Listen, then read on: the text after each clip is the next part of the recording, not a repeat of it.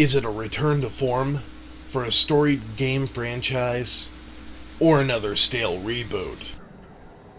Worried? Yes, so should you. For veterans of the previous installments, you'll be happy to know that you once again assume the role of Master Thief Garrett, and you start your journey by looting the apartment of a sleeping old man. Early on, you'll be met by Garrett's former apprentice named Erin. Note the word former. As you learn more about her, you'll understand why Garrett told this thick-headed know-it-all to hit the bricks. Glad you could make it. Did you pick that route because it was fast or because you thought it'd be fun? Can it be both? What the hell just happened? Why'd you kill this guard? He was barely older than you. He was a guard, Garrett. Wrong place, wrong time. You haven't changed, have you? The thing is, sir, he believes that rat sack rumors about us. You're worried I might beat you to this thing? I'd share, probably. I'm worried you're gonna get us both killed. I can handle myself, okay? I can move faster, I can climb faster, I can... You could kill faster and make mistakes faster, I get it. To me, it feels that Erin is simply a convenient plot device near the start of the game and not much more. Aside from learning that she's brash and unwilling to listen to reason, we get no character development, which can also be said for Garrett, to be fair. But in a game called Thief, are you really looking for a story, a plot, character development? Didn't think so. Let's talk about the gameplay. As you'd expect, you play as a master thief, who obviously steals objects of value and sells them. Shocking, yes, I know. You use your funds to buy items, such as arrows, which come in different varieties, such as water arrows, for dousing torches to conceal your movements, rope arrows, which help you to climb high places, but mainly, you'll be blowing your funds on tools and upgrades. But what would a game be without smart AI opponents hunting you down mercilessly while providing you with a solid challenge? It would be Thief. The AI in this game is some of the worst I've seen in a AAA title, hands down. You think I'm kidding? Watch this.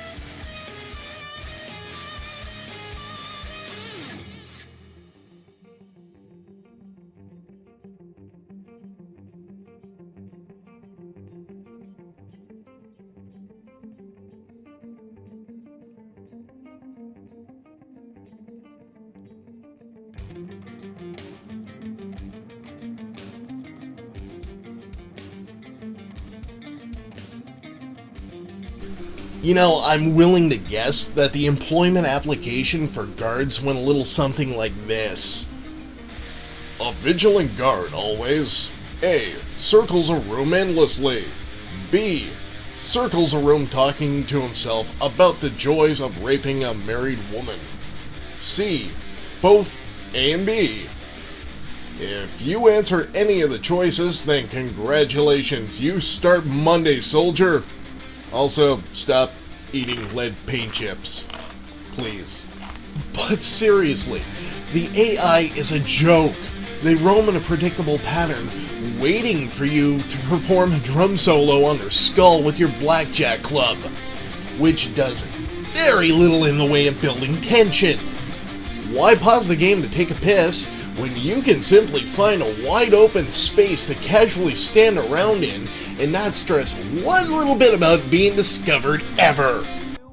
None of the staff can keep up with all his lordship's experiments. Not going to be much of a brighter future if the lights don't. Alright, so I literally need to take a piss right now. I'm gonna go make a coffee and a quick phone call. So let's go ahead and see if I'm still alive when I get back. This should be funny. Alright. Alright, so we'll just sit right here and we'll see what happens when I get back.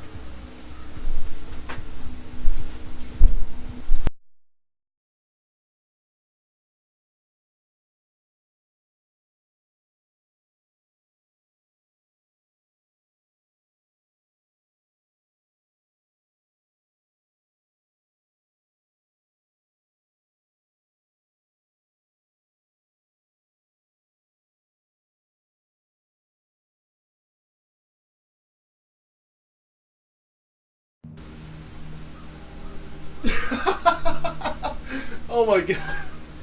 Look, I'm still alive. For fuck's sakes, I'm actually still alive. Oh my god, the AI in this game is a fucking joke. I can't believe it. Okay, I was gone for what? Let's see. Like 5 minutes? 5 straight minutes, and I'm still alive.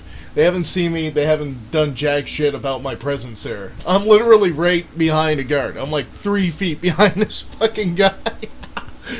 Oh god, this is fucking great. Okay.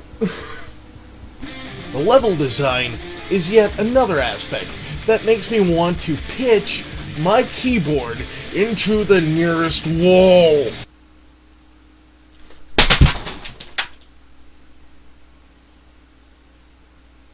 They create the illusion of an open world setting, but for the most part, the areas of each level are pretty damn tiny to say the least. And it almost always boils down to, you're at point A, reach point B.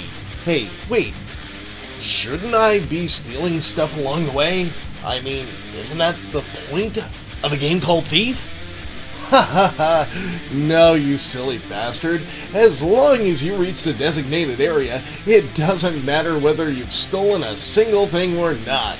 You'll be rewarded with a point of no return, which you cannot backtrack from, and a patronizing slow clap from the developers who congratulate you for playing your way. Okay, that last part is made up. But it might as well be true. You're also given a focus mode, which for me is basically the equivalent of having your intelligence kicked in the balls. If intelligence had balls to kick, that is. It's useful for 3 things, and 3 things only. Highlighting places that you can climb and interact with. It also helps you pick locks faster. And 3, it insults your intelligence to no end, since objects that can be interacted with are almost painfully obvious without focus mode to identify. And I found no difference whatsoever picking locks in or out of focus. This feature can focus on kissing my hairy fat ass. The only useful update to the gameplay that I've seen is the swoop ability, which makes darting in and out of cover useful, and even, I'd say, necessary at times. But again, with AI boasting the intelligence of a piece of mud-laden driftwood, it only serves to weaken the already anemic challenge. On the bright side, you can slightly fulfill a small part of your dream to be a ninja. Now that we've trekked through the stagnant mire that is the drawbacks and pitfalls of Thief, let's actually talk about the good. Wait, what? There's good? There's good qualities about this game? Are you sure about that? What? Oh, okay then. Alright. Alright, I'll talk about them then. Shit. First and foremost, this game is purty. Like, goddamn purty. The graphical fidelity of Thief holds its own against most current-gen games like Battlefield 4 and Crysis 3. The eye candy is certainly present and accounted for. The developers nailed the Victorian-era setting that they were going for. At times I found myself reminiscing about Dishonored, which it bears a striking resemblance to at times, but still does enough to shape its own identity. IDOS also knocked the sound design completely out of the park with the inclusion of AMD True Audio, which is currently only available to users with a Radeon R7 260X or Radeon R9 280X. If you possess one of these cards and you have a simple stereo speaker setup, then you will not believe that you're not listening to a home theater system. Even with low-end speakers, I found that I could pinpoint a guard's location surgically by sound alone. Yes, True Audio is that good. Thief is also the second game available to date to enable AMD's Mantle Renderer API. So how does it perform, you ask? Wow. Just wow.